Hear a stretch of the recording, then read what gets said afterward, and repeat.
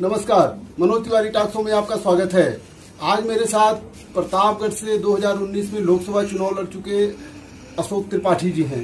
बसपा नेता हैं आप, और आपसे आज हम वर्तमान राजनीति पे बातचीत करेंगे। त्रिपाठी जी, आपका हमारे टॉक शो में बहुत बहुत स्वागत है। सबसे पहले तो हम ये जानना चाहते हैं कि 2022 में जो लोक विधानसभा का चुनाव होने वाला है, इसमें बहुजन समाज पार्टी की क्या भूमिका रहेगी? आने वाले 2022 में बहुजन समाज पार्टी की बहुत अहम भूमिका होने जा रही है। पार्टी के कार्यकर्ता हाईकमान के आदेश पे जमीनी स्तर पर अपनी तैयारी शुरू कर चुके हैं। तो ये आप मान के चलिए कि बहुत ही अच्छी त्रिकोणीय लड़ाई होगी इस बार, मुझे लग रहा है, और बहुजन समाज पार्टी काफी आगे जाएगी। सर, आप एक चीज बताइए, 2017 का अनुभव विधानसभा का, जिसमें ये उम्मीद थी कि बसपा की सरकार बनेगी, वो नहीं बन पाई। 2019 में सपा से गठबंधन करने के बाद भी वो सफलता नहीं मिली। तो किस विश्वास पे अशोक त्रिपाठी कह रहे हैं कि भारतीय बहुजन समाज पार्टी जो है 2022 में अच्छा करेगी? उम्मीद क्या? हाँ, बहुत सही सवाल किया आपने मनोज जी। 2007 से 2012 के बीच में बहुजन समाज पार्टी ने सरकार चलाया था। 2012 में जैसा कि मनुष्य की प्रवृत्ति होती है कि हमेशा वो परिवर्तन चाहता है, बदलाव चाहता है और अच्छी चीजों की उम्मीद रखता है। उसी उम्मीद के चक्कर में 2012 में बसपा की सरकार चली गई और सपा की सरकार आ गई थी। 2012 से लेकर 2017 तक सपा की सरकार चली, आप देखिए। और जो उम्मीदें थी, जिस उम्मीद पे बसपा की सरकार को हटाया था लोगों ने, शायद उस पे सपा की सरकार खरी नहीं उतर पाई, जिसके वजह से सपा की सरकार चली गई। लोगों की उम्मीदें बढ़ती गई। उनको लगा शायद अब सपा और बसपा दोनों से बेहतर इस बार भाजपा को मौका दे दिया जाए। और भाजपा की सरकार आते ही अब देख लीजिए इस समय प्रदेश में क्या हालात हैं। अपराध, खास करके विशेष करके जिस जिले से मैं हूं, प्रतापगढ़ से, इसको अपराधगढ़ कहने लगे हैं। उस पर है मेरा सवाल आगे। उम्मीद क्या है? बिल्कुल वही, जैसा आपने क्रम बता दिया कि ठीक है साहब, वो 2007 में बसपा थी, 2012 में जो है सपा आ गई, अब 2017 में जो है वो भाजपा आ गई, 2022 में कांग्रेस आ जाएगी, फिर उसके बाद फिर बसपा आएगी। हम कांग्रेस का तो इस समय कोई जनाधार नहीं है।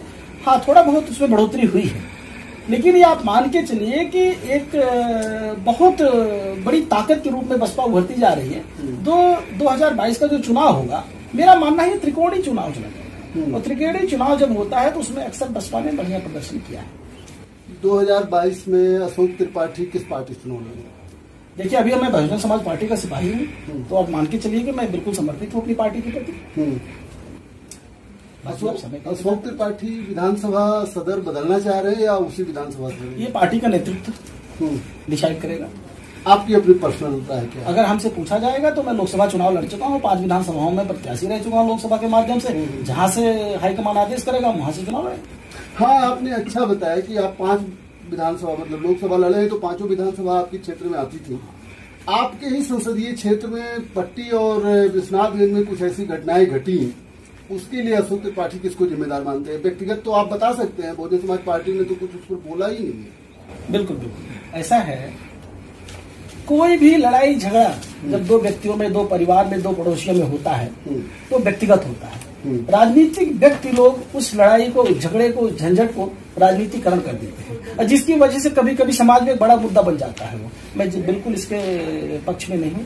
और जो अपराधी होते हैं वो चाहे किसी समाज के हों, वो बैकवर्ड हो, फॉरवर्ड हो, दलित हो, माइनॉरिटी हो, उससे हटकर irrespective of the caste and creed कानून अपनी कार्रवाई करना चाहिए। इसका राजनीतिकरण किया गया और कुछ नहीं। 2 व्यक्तियों की लड़ाई थी, 2 पड़ोसियों की लड़ाई थी, छोटे मोटे मुद्दे थे। ये तो मुद्दा बहुत बड़ा हो गया। उसको सुलझाने के बजाय लोगों ने उलझा दिया। बिल्कुल, सुलझाने के बजाय उसको उलझा दिया लोगों ने। तो प्रतापगढ़ की राजनीति पे ये मुद्दा कितना जो है प्रभाव डालेगा? कोई प्रभाव नहीं डालेगा। समाज में बड़े बुद्धिजीवी लोग हैं, समझदार लोग हैं, वो दोनों पड़ोसी का लेख हो जाएंगे और ये मुद्दा वही समाप्त हो जाएगा। जिनको उछालना था उन्होंने उछाल दिया और कुछ नहीं। अच्छा, एक नेता के रूप में सर आप बताइए कि 2022 में आप उत्तर प्रदेश में कोई गठबंधन देखते हैं या फिर सब अलग अलग ही लड़ेंगे? अभी कहना अनुचित होगा, अभी समय है। आप 2-4 महीने और इंतजार करिए, क्योंकि ये जो गठबंधन होता है, प्री पोल अलायंस जो भी करते हैं लोग, ये हालात को देख के करते हैं। अभी राजनीतिक परिस्थितियां किस तरह से परिवर्तित होंगी प्रदेश में, ये आने वाला समय बताएगा। थोड़ा सा और वक्त का इंतजार करिए, 4-6 महीने में आपको जैसे समझ में आ जाएगा। पिछली बार अभी लोकसभा में गठबंधन हुआ था।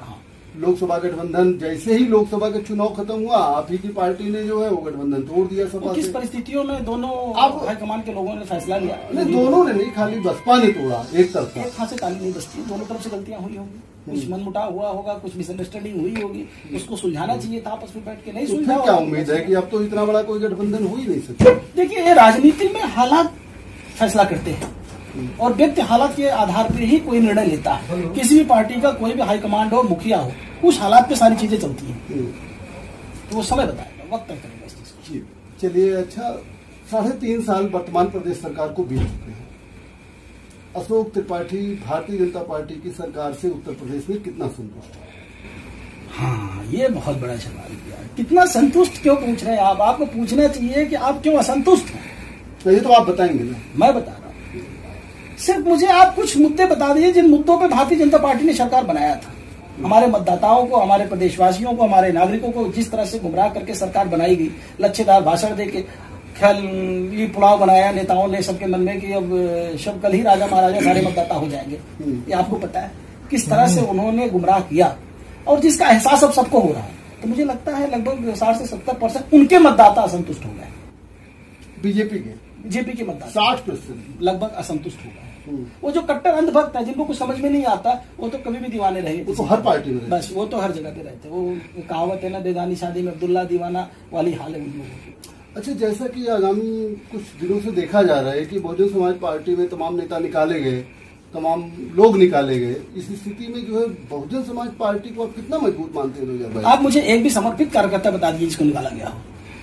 मैं आपका मित्र हूं, अगर आपके साथ में दगाबाजी करने लगूंगा तो आप मुझे दोस्त तोड़ेंगे कि नहीं? मैं बहुत लोगों का नाम जानता हूं। बहरहाल मैं ज्यादा डिबेट में इसके जाना नहीं चाहता। अशोक त्रिपाठी से बात आगे भी जारी रहेगी। वक्त एक छोटे से ब्रेक का।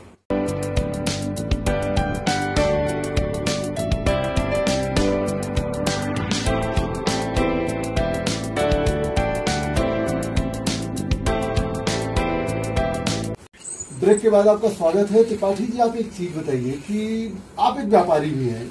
ये जो कोरोना संकट आया भारत में, इससे व्यापार किस तरीके से प्रभावित हुआ, इसको आप जरूर बताइए। इसका तो इम्पैक्ट बिल्कुल सीधे व्यापार पर पड़ा है। खास करके आपकी जो हॉस्पिटैलिटी इंडस्ट्री है, टूरिज्म इंडस्ट्री है, होटल इंडस्ट्री है, आपके स्कूल्स हैं, सारे के सारे ठप पड़े हुए इससे।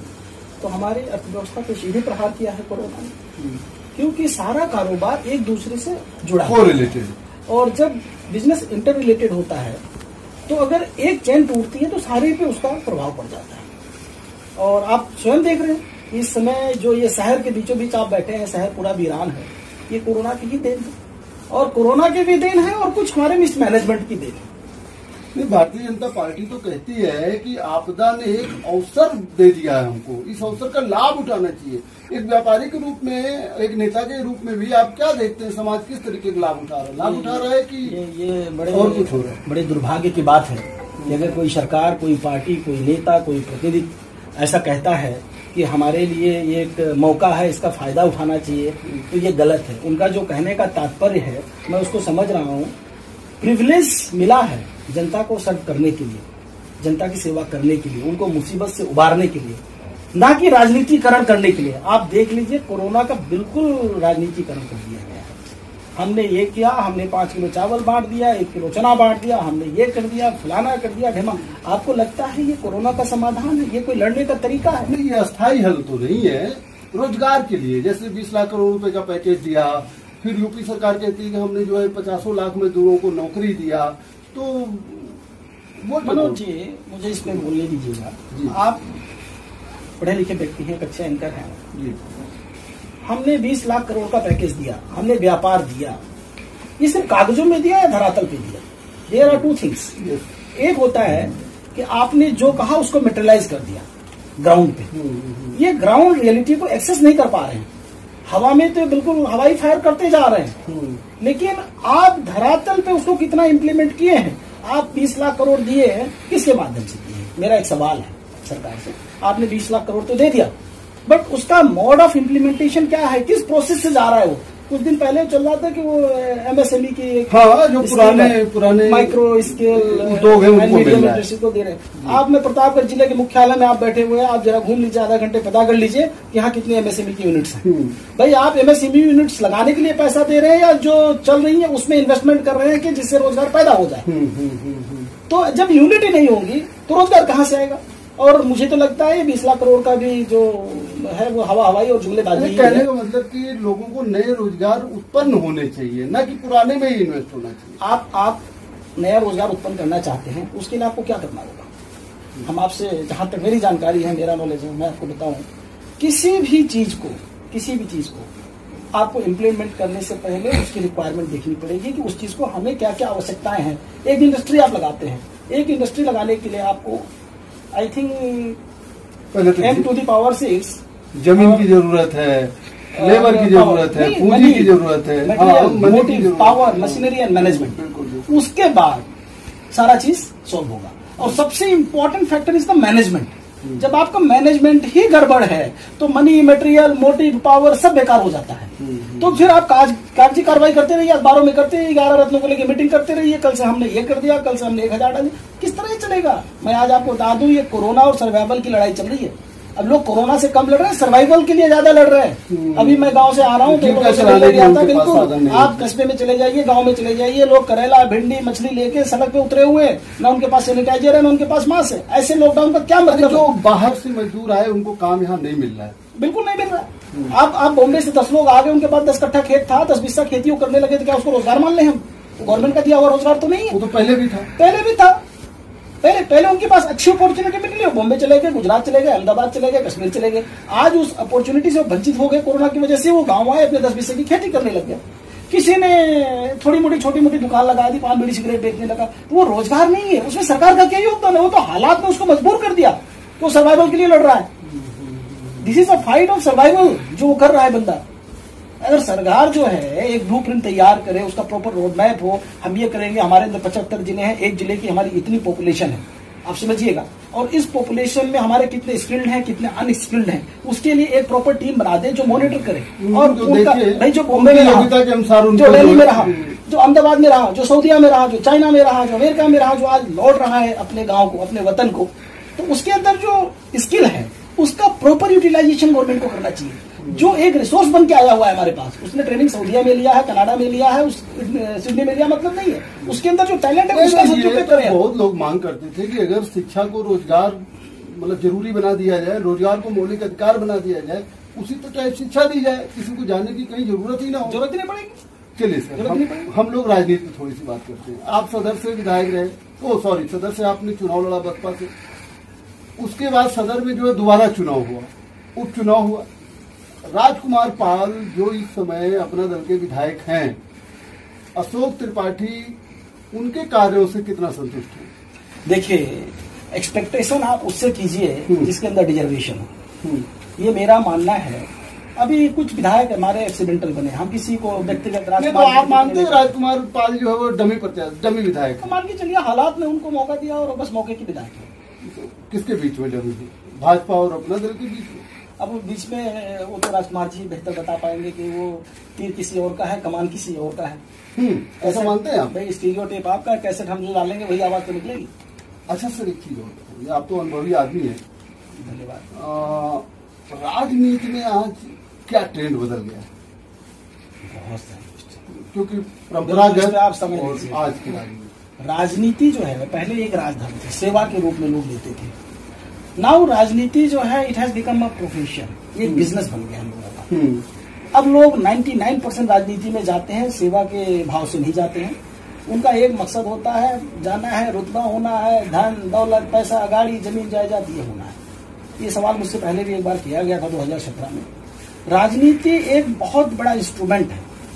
मुझे एक अच्छे चैनल के एंकर ने पूछा था कि आप सारा काम जो है बिना राजनीति किए भी कर सकते हैं, तो आप राजनीति में क्यों जाना चाहते हैं? बिल्कुल, मैं आज आपको बताऊं, एक छोटा सा उदाहरण दे रहा हूं। एक एमएलए और एमपी बनना मतलब क्या है?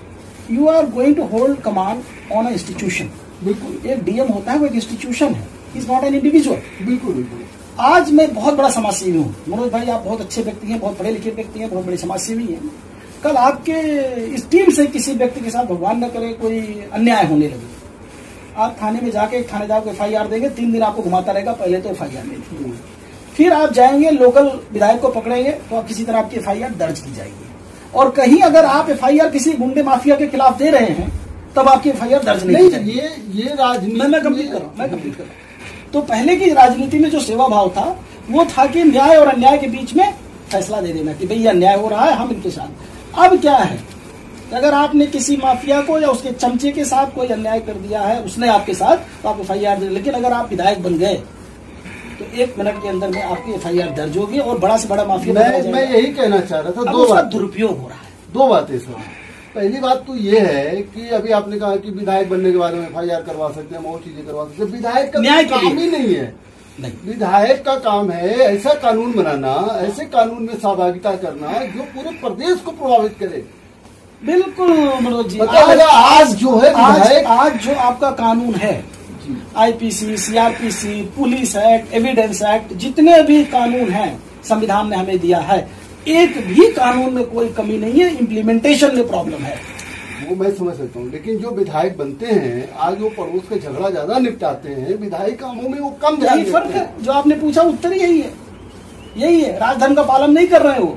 तो आप तो खुद ही कह रहे हैं कि FIR नहीं हो पाती, इसलिए नहीं हो पाती है, इसलिए विधायक बनना जरूरी है कि जब एक गंदा बेट, एक माफिया, एक डॉन एक आदमी की जमीन हड़प रहा हो, तो मेरा कहने का मतलब है कि उसमें विधायक और सांसद का बहुत बड़ा रोल होता है कि एक गरीब आदमी के लिए भी वो FIR दर्ज करा सकता है थानेदार और SP से कह के, और ऐसे वो घूमता रहेगा, 3 दिन धरना दिया रहेगा, भूखा मर जाएगा, थानेदार सुनेगा, ले लात मार के भगा। अच्छा, आपको नहीं लगता कि अब जो है, जैसे पहले क्या था कि कुछ आजाद उम्मीदवार बहुत वोट पा जाते थे अपने व्यवहार पे, और अब वो चीज नहीं रह गई। कितना भी पॉपुलर नेता हो, वो जो है जनता में अपनी छवि वोट कैचिंग नहीं बना पाता। हाँ, ये है, मैं ये मेरा मानना है, व्यक्तिगत सोच है। मैं आपसे बताऊँ, पहले जो था, आज के 10 साल पहले का जो ट्रेंड, 15 साल पहले, 10 साल का, उसमें लोग इमोशनली लोगों से जुड़े रहते थे, और जब आदमी इमोशनली किसी से जुड़ा रहता है तो उसको अच्छा बुरा भला बिल्कुल समझ में नहीं आता। भाई मैं मनोज तिवारी जी का व्यक्ति हूँ, मैं इन्हीं को वोट दूंगा, वो जीते चाहे हारे। हाँ। आज के समय में मतदाताओं ने ये रियलाइज कर लिया वैल्यू ऑफ द वोट। उनको पता है कि 3 व्यक्ति लड़ रहे हैं, ABC, Manoj Tiwari ji C number पे हैं, हम इनके आदमी हैं, लेकिन ये चुनाव नहीं जीत रहे हैं, तो हम वोट बर्बाद नहीं करेंगे।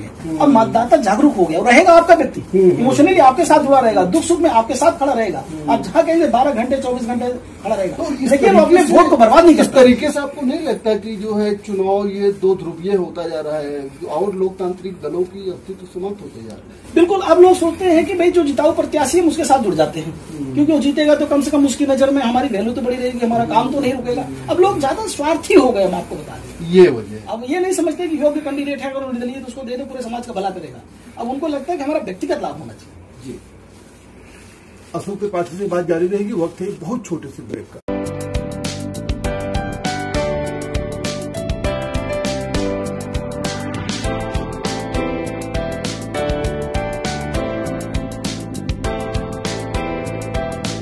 ब्रेक के बाद आपका स्वागत है।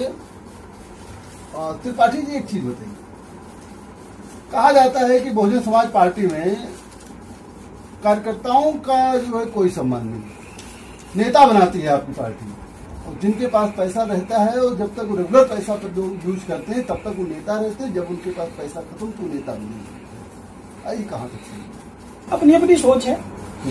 आज राजनीति में पैसे की बहुत बड़ी भूमिका है, हर पार्टी में, कोई भी पार्टी हो, और सब पार्टी को चलने के लिए पैसे की आवश्यकता है। सबके अपने अपने तरीके हैं, पैसे की आवश्यकता सब नहीं। और दलों में तो ये भी देखा जाता है कि लोग नीचे दरी बिछाते कहते हैं, मैं दरी बिछाते बिछाते आगे पहुंच गया, ऊंचे तक पहुंच गया, MLA बन गया, MP बन गया, राष्ट्रपति तक पहुंच गया। लेकिन आपके यहाँ तो एक पदाधिकारी बनने के लिए भी सुनने में आता है कि बस उसको डोनेट करना है। आप कहाँ कर लीजिएगा, बहुजन समाज पार्टी की 2007 से 12 तक सरकार थी। मेरा अंदाजा है कम से कम 50 से 60% लोग ऐसे थे जो दरी बिछाने वाले थे और पावर में थे। आप आंकड़ा निकाल के देख लीजिएगा, कोई चेयरमैन था, कोई राज्य मंत्री था, कोई कैबिनेट मंत्री था। माननीय बहन जी ने जमीन से लोगों को उठा के बनाया था, और आप इलाहाबाद के रहने वाले, इलाहाबाद जोन में ही देख लीजिए, कोई करोड़पति आदमी नहीं था बहन जी के पास में जिसको उन्होंने मंत्री बनाया था। उन्होंने जमीन से उठा के मंत्री बनाए थे लोगों को। इलाहाबाद जोन में कई सारे हैं, कुछ आज उसमें है, कुछ नहीं है। हम लोगों ने पिछले चुनाव देखे, आप अगला CM किसको देख रहे हैं? स्वाभाविक है, माननीय बहन जी को देख रहे हैं। प्रतापगढ़ की जनता, सदर को खास तौर से अशोक त्रिपाठी क्या समझते हैं? मैं जनता को बिल्कुल इस समय हमारा एक ही निवेदन है कि अपने मतदान को बहुत सोच समझ के करें। वो बहुत कीमती वोट होता है, एक बार आप चुप जाते हैं तो 5 साल तक आप पछताने के सिवा कुछ नहीं कर पाते, क्योंकि यही एक पावर है। वोट देने के पहले आपके पास रहता है और जैसे ही आप वोट देते हैं वो विक्टोरियस कैंडिडेट के पास ट्रांसफर हो जाता है आपका पावर। और वोट से बड़ी कीमती चीज इंसान के जीवन में कुछ नहीं है हिंदुस्तान में, लेकिन इसकी कदर लोग नहीं करते।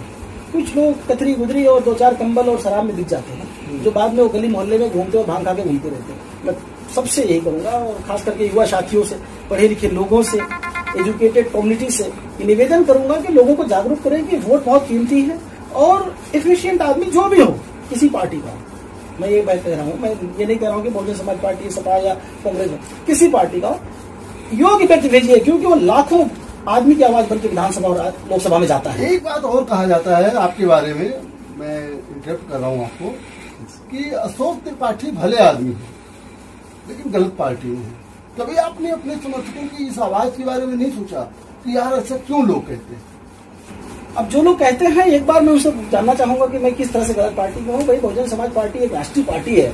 देश में 3 ही राष्ट्रीय पार्टियां हैं, कांग्रेस है, बीजेपी है, बहुजन समाज पार्टी है, और मैं एक राष्ट्रीय पार्टी का अगर सदस्य हूँ। 6 पार्टियां हैं, टीएमसी, कम्युनिस्ट, अब हो गई, एनसीपी, अब हो गई, पहले 3 ही थी, अब हो गई है क्राइटेरिया बदलने के बाद में। जब 3 राष्ट्रीय पार्टियां हो करती तब मैं बहुजन समाज पार्टी का सिपाही बना।